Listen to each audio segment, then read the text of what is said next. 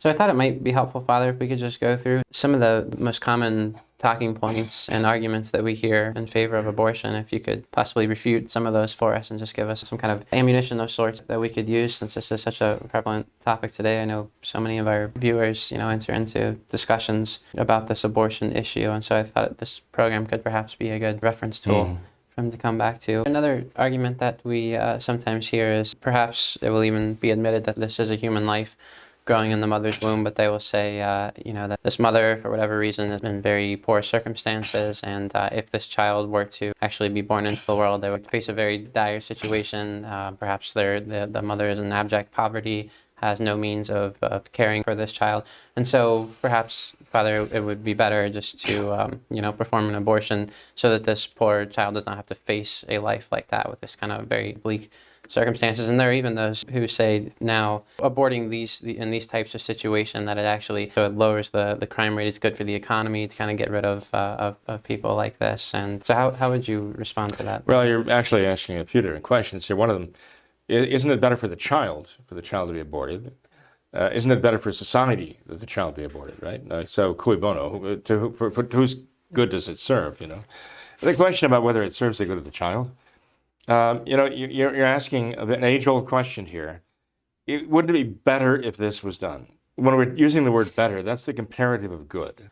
We're talking about good, better, and best.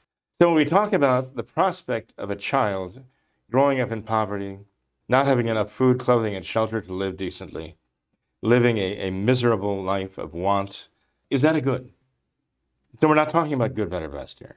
When we're talking about the alternative of aborting the child, of murdering the child in order to prevent the child from growing up under these circumstances, we're talking about something bad, aren't we? And so the question is not good, better, best. The question is bad, worse, and worst. The question is, what would be worse? Would it be worse to let the child live to be born and then live, yes, possibly in poverty? There have been many children who've grown up in poverty, who have enriched the whole world with their art, their science, engineering, their discovery, their virtue, becoming saints, and they grew up in dire poverty. So who on earth has the right to predict, the future of this child's life? There are children who were born into poverty, and actually, by dint of hard work and faith, they managed not only to raise themselves up, but they raised everybody up around them too. And so, it takes a lot of arrogance for somebody to say, oh, well, they're going to be raised in poverty. There's nothing they can do. They can't escape it, so let's kill them now. Which is worse, then? To give them a chance to better themselves, to have life, to live that life, and to make of it what they can by the grace of God? Or would it be better to catch them in the womb and to inject a saline solution that'll burn them to death? Why don't we just incinerate them in the womb? Why don't we tear them limb from limb in the womb, rip them apart, and then reach in with forceps and crush their skulls and pull them out piece by piece? Which would be worse? Well, which would be worse? That we murder them now in order to prevent them from having a life outside the womb again, to become the people that they can become, I think most people who have any sense at all would say, well, obviously it's worse to crush them to death, to burn them to death. No, definitely, when you're talking about bad, worse, and worst, that would be the worst thing you can do to the child. So I don't care how dire the circumstances may be, there's nothing worse than saying, I'm going to end this child's life because I think this child is going to have a difficult and sad life. What arrogance is that? I mean, it's just so horrible to think about. Yeah. You mentioned also the idea of the crime rate goes down thanks to abortion. The economy prospers from it. How do they know that? How do they know what the economy would be without abortion?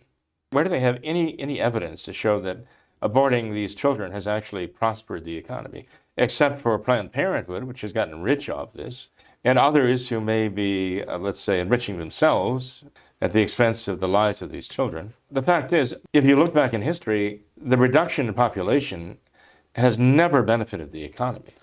So it is with the murder of all these children in abortion. It has been a stranglehold on the economy. We're missing all of these willing workers and gifted people who could be contributing to the economy, even from a natural point of view. Now they're talking about the population bomb, that there are populations in the world of entire nations that are not able to replace themselves.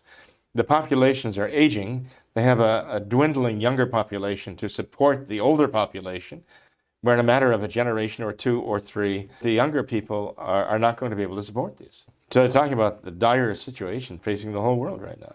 So this argument is very troublesome. Makes you realize these people have very false principles.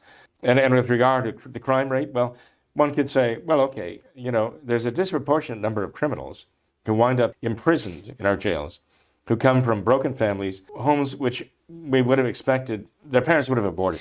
They're coming from poverty, they're coming from strife and violence. What would the crime rate be like if we had allowed those millions and millions of children who were not wanted to live? And how many would we now have jailed? You know what they're saying? They're saying that we should actually eliminate people because we think that they have a higher likelihood of falling into crime. And so we should just kill them in the womb, just to make sure they don't become criminals. We might say that, the children who grow up under these circumstances are maybe 3 times as likely to wind up breaking the law, committing felonies, and being criminals. So let's kill them all who are growing up in those circumstances, abort them all. Why not?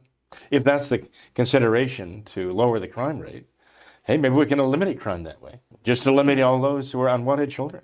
Does that make sense? No, it's nonsense. The whole argument is complete. It's monstrous to argue this. And the fact that people are saying this, they're not even arguing whether the child is a child. They're just saying these people need to be eliminated. For the good of the economy, for the good of the crime rate, these people need to be eliminated. They're monsters.